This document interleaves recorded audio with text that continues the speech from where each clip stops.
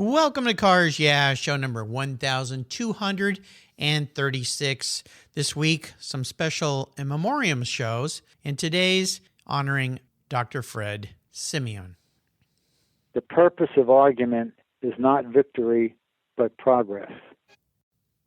This week on Cars Yeah, we're doing an in memoriam, and I wanted to select a few of the past 10 guests that we've lost this year and replay their stories for you. So in case you didn't hear them originally, although they're all available on the Cars Yeah podcast, you can enjoy them again. Dr. Fred Simeone, left an incredible legacy behind, not only in the medical field of the lives he saved and changed, but also his incredible Simeone Museum, which is filled with some of the best race cars from the past. So here's a replay of when he was a guest on the show many years ago. I hope you enjoy it.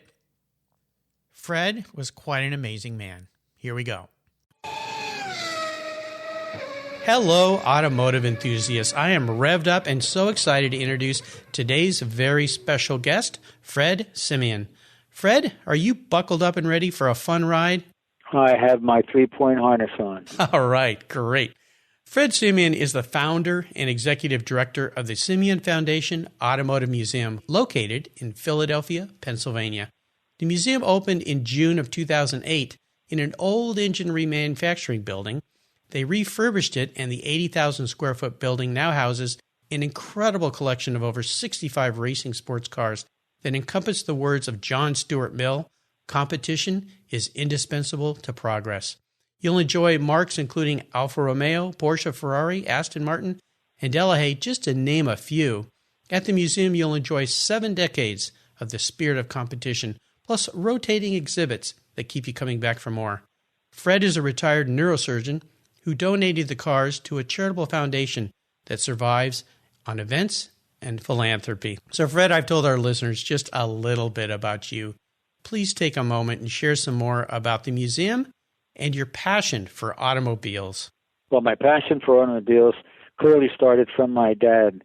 Dad was a local kind of general practitioner, had his office in our home. We were never very wealthy. We went to public schools, and he had a lot of time for his son, however. He would take me on house calls in the days of house calls, and then after the house calls were done, we would stop by junkyards. And decades ago, junkyards still had cars from the 30s and 40s in them, so we were always looking for that treasure that might be available, and occasionally we found one or two.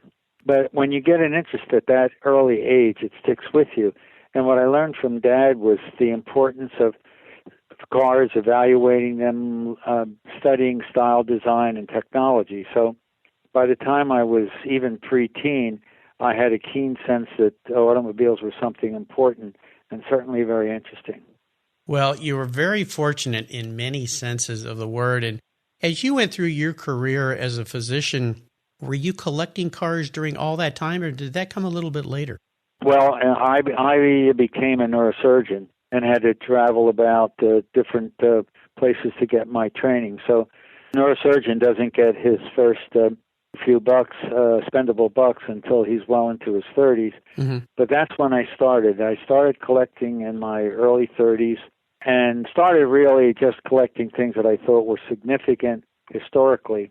And I might remind you that the collection is based entirely on historical significance, as well as technical and stylistic significance. In other words, these were not random cars that were in grandmom's garage, the cars that were cheap, or cars that were in the neighborhood. They were all selected because I felt they had a significant place in history.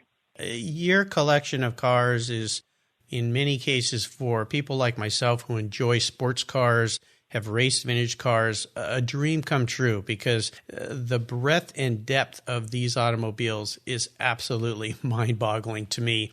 As we continue on your journey, I always like to start by asking my guests for a success quote. It's a saying that's been instrumental in forming your life and your success, and it's a great way to get the inspirational tires turning here on Cars Yeah. So, Fred, take the wheel. Well, I think for a success code, I got from a fortune cookie. Oh, yeah? And Yeah, it just has to do with how you deal with controversy and deal with people in your life. And the quote is, "The purpose of argument is not victory, but progress."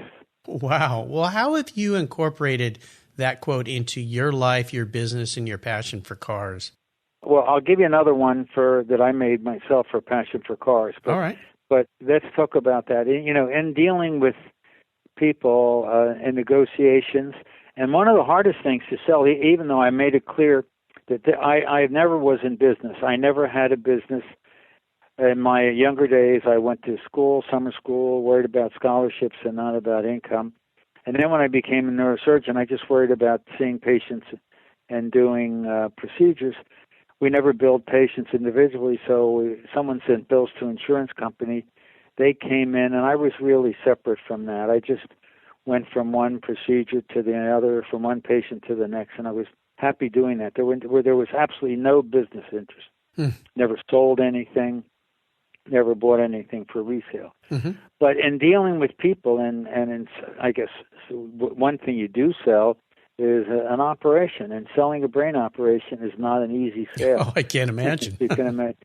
And what I learned was in dealing with people, and especially if there was resistance, friendly resistance, or in other cases, unfriendly resistance, that to try to win an argument all at once and to try to decimate the other person in the argument, or even in a legal situation to try to decimate an adversary, that doesn't work. I think you make progress a little bit at a time, and in the process of argument, friendly, most of them were friendly or otherwise, try to make a few inroads. What I commonly see is somebody wants to make his point all at once, and he wants to relinquish very little of his point, and that generally doesn't work. So I put that on my refrigerator when I open that fortune cookie, and I look at it every once in a while. It reminds me.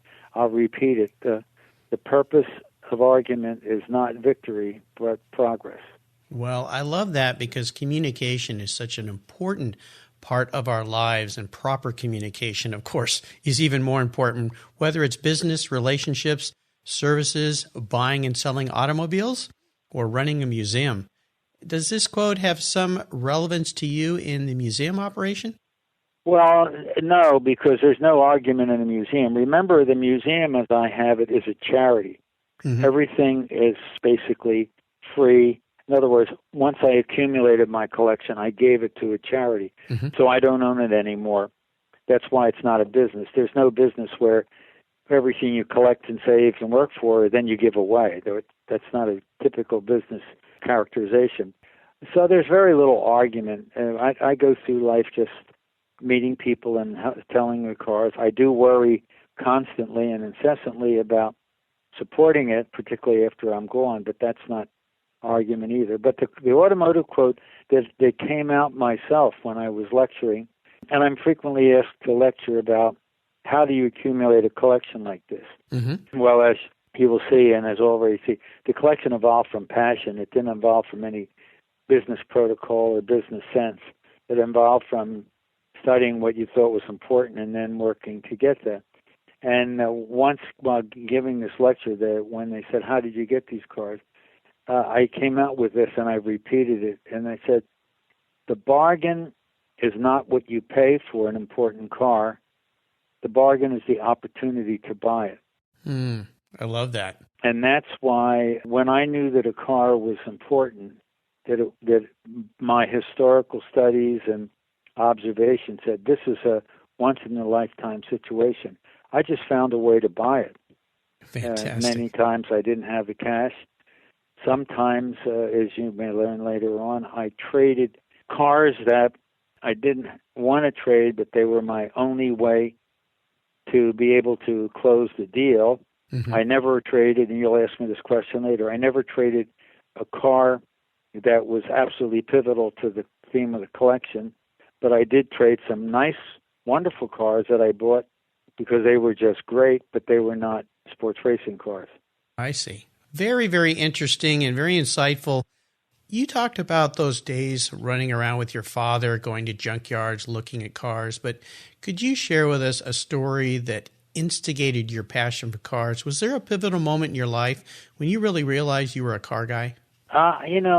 Because of my dad and because of how early I started, and if you study people who have a persistent interest that they are very, very attached to or intense about, those interests often came before their teen years.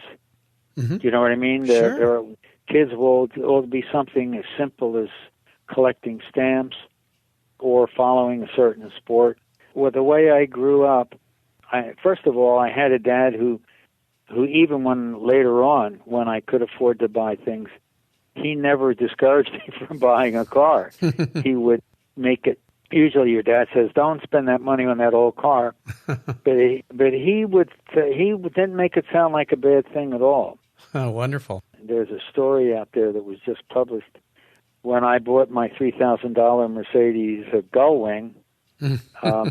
And on the used car lot in the bad section of town where I grew up, believe it or not, there was another Mercedes Gullwing on the used car lot. And I said, "Dad, there's another Gullwing on Jerry's lot." He said, "Yeah." I said, "Do we need another one?" I said, "Well, it's a really great car." He said, "Well, then let's get it." So that's why I love them both, and that's why I now have two beautiful low mileage Mercedes Gullwings. Oh, so my that's goodness. Kind of an interesting dad. He had very little spending money. But he had a lot of passion and a lot of time for his kid. Well, it sounds like he understood the passion that you had inside you as well. So you're very fortunate. He gave it to me. It was even more so in the genetics passed along. Right. I hear that quite often. Fred, what I'd love to do now is take a look at some of the roads you've driven down and ask you to share a huge challenge or even a great failure that you've faced along the way, perhaps something that had to do with the museum or your collection of cars. But more importantly, how did you overcome that situation and what did you learn from it? Well, the only challenge I've had with the museum is the one you would expect, which all museums have, is it's a charity and we just don't have the income to keep it going. I mean, we have rent to pay, liability, some salaries. I have a library we have to keep going. And we're always in the red, and I worry constantly how I'm going to make it survive. So that challenge doesn't have an answer. Mm-hmm. In other words, it isn't completed, and it has not been successful. I guess the personal challenge I have was when I was given a very prestigious chairmanship of a department of neurosurgery. Mm-hmm. And that's the highest honor because there's only about 70 or so neurosurgical programs in the country. Yes. By the program, I mean where they train residents and where they're very prestigious places. They're like the senator would be. Mm-hmm. And I had one of those, and while I was running it, one of my staff committed a felony. Oh, no. And I reported it, as I should, to the council of the university, mm-hmm. and they proceeded to say, "Well, we can't let this out. This has to be. We have to change this." They said, of course, the individuals who were involved in the felony reported it to the newspapers. The newspapers were calling and asking to talk to me, and I said I can only tell them the truth about what happened, and they said, "Well, you can't do that. You have to tell them this, this, this, and this." Mm-hmm. And I refused, and I was fired. Oh, goodness. Which was tough, And yes. Because when you're fired as a department chairman, it's like being fired as a senator or as a congressman. So right. That was really tough. Fortunately, the place where I trained and where I received my neurosurgical training and was on the faculty for a while before I was appointed to this other chairmanship, recognized that on the basis of what they had known about me before that didn't make any sense, and I returned back to where I trained. Wow. Well, but amazing. That was the only really big failing. Mm-hmm. And I don't call it a failing because if you look carefully at why people get into trouble, whether it's President Nixon, Bill Clinton, or lately Tom Brady, It's the cover-up that hurts them. Yes, absolutely. And I don't want to be involved in cover-up. So that was, if failure to covering up is a failing, then that's what I was guilty of. Well, I appreciate you sharing that very personal story. You obviously took the right path, the right journey, and I'm sorry that you had to go through that. Wow. Well, Fred, let's shift gears here and go to the other end of the spectrum. I'd love for you to share one of those aha moments. I like to call it a time when the headlights come on and illuminate your way for a new direction or an idea that you had. And I'd love for you to tell us the steps you took to turn your aha moment into your success. Well, what happens is it started by history. In other words, my interest in cars was driven by history. I'm a driver, a rider. It was always about sports car racing. I did some vintage racing, although when you're a neurosurgeon and you have people in the intensive care unit, you can't leave. So I never could go to out here at Watkins Glen or Bridgehampton. Never could go to those very much because I couldn't leave the city. Yes. And I was always in the city. And even though I wasn't intensely busy on weekends, my busyness related to repairing cars and driving them for fun and then studying about them. So the aha moment came when I didn't know anything about investing in stocks and bonds. I always thought that took expertise. And then I found out the experts were managers, and these managers were getting paid whether or not they were successful. Yes. And then I learned, as you probably learned, that if you invest in an index fund, which just is a broad unmanaged category of stocks, you do just about as well as a managed fund, and sometimes better. Mm-hmm. And those data are so clear now that many, say, union funds are with index accounts, not managers. So I said, look, I don't know stocks, bonds, I don't know oil or coal, but I do know cars. So my investment vehicle was cars, which is an easy sell because I love them. Yes. So whenever I got a few bucks, I would invest in a car. And the aha moment was I put the important cars of history, and these were, by the way, all sports racing, road racing cars. Mm-hmm. Very, very specific, not Formula One, not open-wheel cars, and even when they got to be muscle cars that weren't road racing cars, even that, these were winning, top-level sports racing cars. And I put them all on I had refrigerator magnets, and I would put the cars that I thought were important, and periodically I would take the magnet off when I got the car. And the aha moment was I had all these cars. They were in a garage, not available very much because they were parked in to the public. And then as they started to come, for instance, out your way, the Peterson Museum, has a checkered flag club. Yes. You know about that. Yeah. And the Checkered Flag Club says, we're coming east and we want to see your collection. And then somebody else would say, we want to see your collection. And then every once in a while I would hear, with those cars that you have an obligation to show them. And before I knew it, the collection had morphed from a fun thing to do with my respect for the hobby. Mm-hmm. And I knew, even though it wasn't a business, I knew I wouldn't lose on the cars that I bought. And I never could say that about a stock or a bond. Yes. But then it became that. I said, well, if people think this is an obligation, and that's good, I have to put them in a place where everybody can come and see them, not just the Checkered Flag Club, where I was embarrassed to bring them into my the gas-smelling garage, and these fancy guys from the West Coast were not surrounded by beauty, but they immediately forgot that, when they saw the cars. Yes. So the aha moment was I have to build a museum. And the second aha moment was, and I can't own the cars and build a museum. Because if I do, when I pass on, Uncle Sam will take away half of them with state taxes. Yes. Oh. So, I got to build a museum, and I got to make it a charity. Yes. Well, so many people that have visited your museum and people like myself that will visit your museum someday are so happy that you've done that because the collection is absolutely outstanding. How about proudest moments? I assume you've had many in your life, but Is there one in particular that stands out for you? God, I don't know. Most of them are medical. Mm-hmm. I mean, I don't know how proud I should be. I get different kinds of awards for the collection. Mm-hmm. I've written a couple of books that were, I don't know whether you know the International Historic Motoring Awards. I don't know whether you know what that is, but it's the Academy Awards of the automobile history world. Yes. It's the Academy Awards, and they're giving once a year in London. Mm-hmm. And they're given Academy Award style, where there's a list of 5 finalists for each category, and you have to show up there not knowing that you're going to win in your black tie. There you go. That's exactly how it's done. And we have won the award more than any other museum in the world. We won it for Museum of the Year, Best Museum, Best Book, and Best Car. Wow.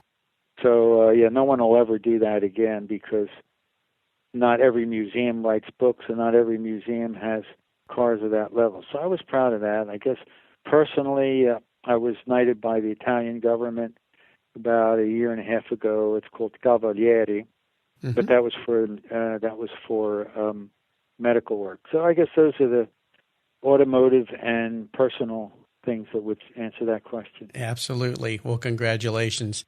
Let's have a little fun here. You had so many cars in your life. This may be very difficult, but what was your first really special vehicle? Really, really special. Yes. And maybe a memory that you had with that car. Something that in your early years you really wanted to have and you finally were able to acquire it. Well, you see, there's 2 ways to define special. Special in terms of its international recognition and value, or special in what it meant to me. Special to you, I think, is the most important thing here, yes. Yeah, well, it was a car that's got a murky history, and because it was my dad always worried about me getting on the road.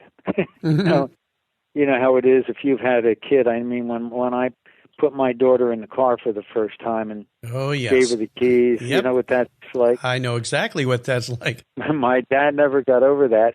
And I was dying to have a car of my own, and I wanted. And by then, he already knew. When I was 16, he already knew he couldn't just buy me a regular car. That wouldn't work. So he found a really beat up 2500 Alpha. Oh, wow! And the reason he gave me that, he said, "Son, if you want to drive, you got to fix this car up yourself and make it run," which I guess was a good lesson. Yes. But it also kept me off the road for a year and a half. Very smart man. He wanted, I think. Yes. He never voiced that. No. And so it's a quirky looking kind of reprobate 2500 Alpha, which I restored myself, and it's why it still doesn't run. And then I tried to, and then I disliked it so much because it always let me down, and nobody could fix it. I just kept it in the garage in this bad part of town that we were, hoping that someday somebody would steal it. And then when I opened the museum, the car had now become camp. You know what I mean? Yes. It was like cool looking again, so we brought it in the museum. Very cool. And that's the one that has the most early meaning for me. Yeah. Oh, wonderful story. I appreciate that. Now, you probably let a lot of vehicles go, sold a lot of vehicles over your life. But is there one in particular that you really wish you could have back in the garage? Well, you use the word sold. I never remember. I told you I'm not in business until I started to have financial troubles here at the museum. I never bought a car for resale. Since I'm looking for ways to get funds for the museum, I did buy a couple of cars for resale, and inevitably it was a bad choice. I say, boy, this thing is going to do great at auction. And then it went to auction, and I got my money back at best. Yeah. So I never bought a car for resale. I did, however, pick up some really wonderful cars. And I can honestly say this. I invariably traded them, because they were not sports racing cars, but I invariably traded them for something that fit the collection. Now, the sad thing is, because of the increase in value, even though I traded them for much better cars and cars that are even nowadays much more valuable, the values that I put on them when I traded them were, by modern standards, ridiculously low. Mm-hmm. However, the cars that I have gotten in trade have increased as much, so I really can't complain. But there were some very, very special cars that I had to get rid of in order to get something else. Is there one in particular you can share with our listeners that stands out? I had 329 Alphas. I know that's funny, but I had 329 Alphas. Two of them were out and out race cars. Mm-hmm. One, and you'll ask me this later, but my favorite car won the Mille Miglia in 1938. Another one came in second in 1937. And the third one was a beautiful long chassis Spider. Oh. You know, the beautiful long chassis touring body Spider. The car came along that I had to have, and I couldn't afford it, and I made a swap. Mm-hmm. Your question is probably, what did you swap for? Sure. And it was a DBR1 Aston Martin. Oh, my goodness. One of only 4 that were made. Oh, gosh. Oh, my goodness. Wow. So that was a good trade, yes, as far as I'm concerned. I think you did just fine. How about a vehicle that you purchased and soon after thought to yourself, what was I thinking? I never got rid of a car that I bought for any other reason than to trade. So I can't even think of one. My philosophy has been consistent, so there wouldn't be any car that fit those criteria. Well, you're a fortunate man. How about current projects? Is there something you're working on there at the museum right now that really has you excited and fired up? Yeah, what I've learned, sadly, is that people aren't going to keep coming back here to see these cars, even though we're Museum of the Year and all that. So we're constantly changing the theme. Right now we have 20 racing Saabs in the museum, and the theme is, of course, racing Saabs. We got some racing Saabs from all over the country. A wonderful exhibit. We had a nice small crowd of Saab enthusiasts for the launch party. But then, I walked around the museum today. It's the second or third day of the Saab, and there's no more people here than the ordinary, relatively small crowd that we have. Mm-hmm. So I'm remissioning, and part of my mission was driver education for teenagers. So wonderful. I'm excited about the programs that we have. We're studying new philosophies of driver safety because there's no unanimity as to how to teach kids to drive in the beginning. It goes from everything from simulators, which some people say are wonderful and other people say are a waste of time, to actually driving to school. The thing that's fascinated me the most is if you look at what works, and I'm strictly a results-oriented guy, you'll see that what causes kids to have accidents is distracted driving. Yes. Which is the leading cause now of traffic. We don't use the word accidents in the music. We use the word crashes. Yes. We guys at this level of the driver education thing think accident implies something that you couldn't help. Mm-hmm. But they're not. They're crashes. Right. They're the commonest cause of crashes now. So we're trying to get more information about how we can teach kids not to drive distractedly. One of the guys who helps us with this and whose ideas we use believes that kids learn distracted driving from their parents, so that this type of driver education should start. Anyway, the long answer to your question is we'd like to get involved in driver education, and we'd also, you mentioned the spirit of competition. Mm-hmm.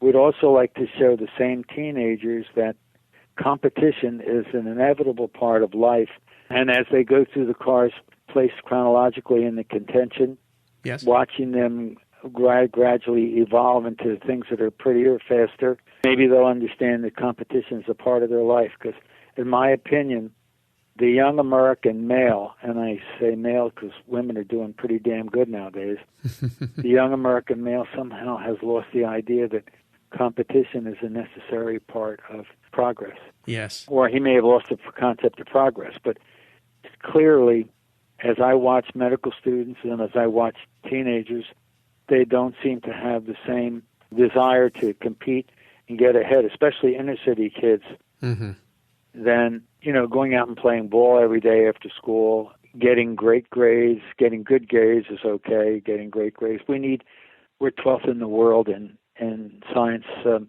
and mathematics scores, things like that, I'd like to use the collection somehow to change that. Well, bravo. Excellent, perfect cause. I think that's fantastic. Here's a very introspective question for you, Fred. If you were a car, what kind of car would you be and why? Well, I can't separate that question from the car that I love. Mm-hmm. I mean, it's, you know what I'm trying to say? I do. It's very kind of like, let's say you were a movie fan and you liked Sharon Stone, mm-hmm. and she was your favorite actress. And then you've asked me a question. If you were to meet a girl, what would she look like? You would immediately say Sharon Stone. Yes. You can't think of anything better. Okay. And I can't think of anything better than the 1938 Alpha that won the Memoriam. Oh, very nice. I put that on a turntable, and I'll go out here in the lonely day when I'm in the museum alone, and I'll get a nice big sandwich and a drink and turn the turntable on and just watch it go around. Yes. Marvelous. It's gorgeous from every view. Plus which, double overhead valves, double overhead cams, transaxle, independent four-wheel suspension adjustable from the seat. Wow. Yes. 120 miles an hour. I took it to Italy 4 times and raced the Memoriam. All those things make... So the answer to your question, which might be, what's your favorite car, and the answer to, if you were a car, what you want to be, the answer is the same. I guess for some people it could be different. Yes. But for me, they're the same. Fantastic. Well, Fred, up next is the last lap, but before we put the pedal to the metal, let's say thank you to our Cars Yeah sponsor. Award-winning author and designer Dwight Knowlton has done it again. His book, The Greatest Race, is now available. The Greatest Race is the story of Sir Stirling Moss's epic and record-crushing win of the 1955 Mille Miglia in the Mercedes-Benz 300 SLR. In collaboration with Sir Stirling Moss himself, Dwight has created a wonderful children's book from this epic race as a follow-up to his best-selling book, The Little Red Racing Car. I have my own copy of The Greatest Race, and I can tell you, this kid's impressed. Like his previous book, this one is printed in the USA. Check out Dwight's Carpe Diem brand, where you can find both of his books, shirts, and more that embrace his Seize the Road philosophy. Enjoy Carpe Diem at carpegear.com, and be sure to sign up for his newsletter while you're at his website. That's carpegear.com, C-A-R-P-E gear.com. Okay, Fred, we're back, and we're entering the last lap, and this is where I'm going to fire off a series of questions, and you give our listeners some very quick blips of the throttle answers. So you ready? Mm-hmm. What is the best automotive advice you've ever received? When contemplating a purchase of a great car, the bargain is not the price you pay, but the opportunity to buy it. Perfect. Could you share one of your personal habits that you believe has contributed to your success over the years? In the automobile world, is originality is more important than anything else, and if the car is preserved and original, you should get it if it's an important car. And if it's preserved and original, you should not change it except to make it more original. Do you have a resource that you think the Cars Yeah listeners would enjoy? I hate to say this, but it's not the one you think, and that would be eBay. Ah, yes. Because eBay has been a remarkable source for me of information, parts, and other things that I never thought would be available. Yes. I'll give you a quick response. I know you want a quick answer, but this is hard to believe. Yes. I have a baby Bugatti, of which they only made 100 of. Mm-hmm. These were the small version of Type 35 that Ettore Bugatti made for kids. And I got this car from an estate, and it didn't have these tiny inflatable French tires that are so much important on an open-wheel car. Mm-hmm. So I'm talking on the phone. I'm having a very boring conversation, and I'm tapping in baby Bugatti and on eBay, and there it was, 4 tires for a Type 52 Bugatti, of which only about 100 were made. Incredible. Can you imagine how happy that was? I can only imagine. Yes, eBay is just phenomenal. It's incredible to me. The things I've found there, the things I've sold there, it's just mind-boggling. Yes, very cool. Would you share a book that you believe the Cars Yeah listeners would really enjoy reading? Does it have to be a car book? No, it doesn't. Yeah, because the book that changed my life is a book called Methods of Inquiry. And it has to do with, it's a logic book, but it has to do how we evaluate information and how we determine information that we get. And I'll give you a quick example. Methods of Inquiry tells you how to evaluate things, what people tell you, what your own experimental information is. One thing I've learned, and I hope I don't offend any listeners or maybe even you, but one thing I've learned is the public relations world is about a bunch of theories that have not been proved by any objective method, like a billboard. I can't find data on whether a billboard sells anything. I can't find data whether an annoying little gecko with a Australian accent sells insurance. You know what I mean? But PR people will come along and say, "Oh, you got to be on television. You got to do this. You got to do that." And it must be true, because if you're paying $1 million for 30 seconds on Super Bowl ad, everybody says it must be real. But there are no metrics to make you understand, figure out whether it's real. You just have to take their faith. And in my experience, they've been close to worthless in terms of being able to determine whether an advertisement or other PR device will work. Methods of Inquiry tells you how to evaluate results and how to be a results-oriented person, which is something I think is an important lesson. Do you recall the author of that book? His name was Church. Okay. I forget his first name, but it's an old book. I got it in college, so it's many years old. Well, listeners, you can find links to these resources at carsyeah.com/Fred Simeone. Just go to the search bar, put Fred's name in, and his show notes page will pop right up. All right, Fred, we're up to the checkered flag, and this last question I think could be a real doozy for someone like you, but maybe not. You've kind of maybe already answered this. You have so many cars, but if you could only have one in your garage, which car would that be and why? You're right. I answered it, and I gave you all the reasons when I answered it with the 1938 millimeter winning Alpha 2900B. Very nice. And I say that, I just want you to know we have, and I'll brag a little bit because it's germane to your question, we have the first automobile ever inducted into the National Historic Registry. Yes, the Daytona Coupe. You would think that would be your favorite, but it doesn't have the pizzazz. It doesn't have all the other things, Yeah, well, we'll make sure your fellow Cars Yeah guest, Peter Brock, doesn't get upset over that comment. Sorry, yeah. Peter. No. I have great respect for Peter, yes. and I think he was a genius. Yes. For designing that car. Absolutely. He really is a design genius, and he did it when he was young. Yes, very young. Fred, you have taken me on a great ride today. I knew you would. That's why I wanted to have you as my guest here on Cars Yeah, and I've so enjoyed your stories. I want to thank you for sharing your journey with the Cars Yeah listeners and with me. Could you give us one parting piece of guidance before you drive off into the sunset in that Alpha? This is very absolute.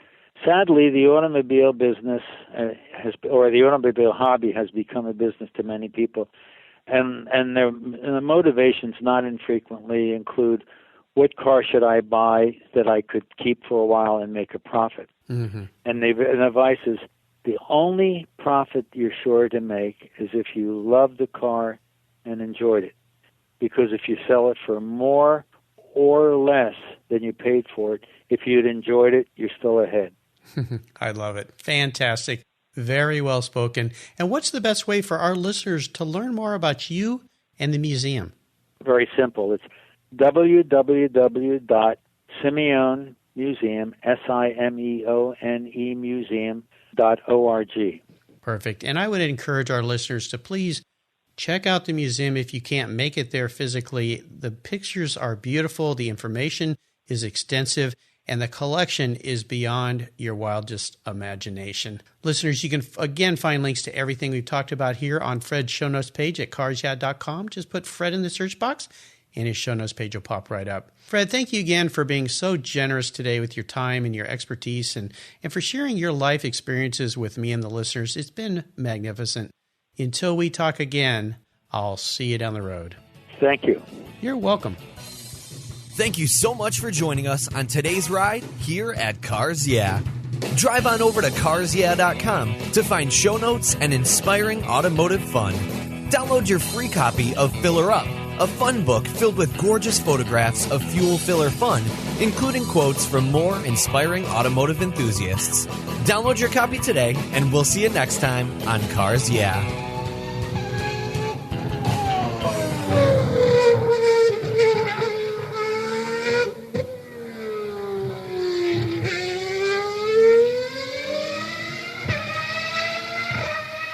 I've enjoyed the quality and variety of Lloyd's floor mats for decades now, and I'm super excited to report that Lloyd's Mat Store is now part of the Covercraft family of products. Car care that protects the things that move you. Lloyd's floor mats are the ultimate in quality and fit with carpet mats, all-weather mats, velour tex, Berber, classic loop carpet, and they're proudly made in the USA. They're designed and sewn with the highest of quality and offer custom fitment for almost any vehicle. There's a wide variety of styles, fabrics, and colors to choose from, and hundreds of licensed logos as well. Protect your vehicle's factory carpets from moisture, dirt, mud, snow, slush, anything that Mother Nature can throw your way. All of your options are quality made, easy to clean, they secure to the floor, and they look oh so good. Check out Lloyd's Mat Store for a wide variety of styles, colors, and options for your vehicle today. And I've got a special deal for you. If you use the code CARSYEAH, CARSYEAH at LloydsMatStore.com, you'll get $10 off. Just use the code CARSYEAH at LLOYDMATSSTORE.com, LloydsMatStore.com, Covercraft and Lloyd's Mats, protecting the things that move you.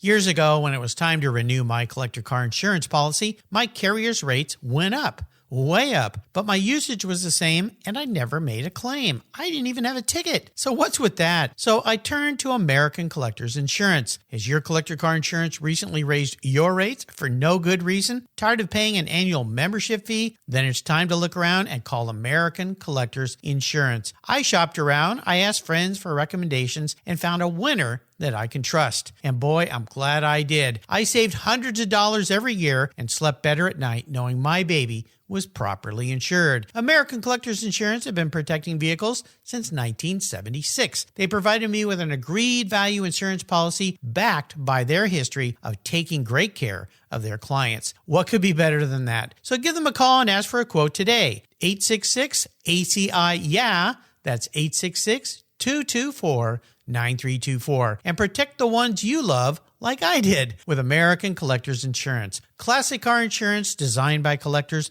for collectors.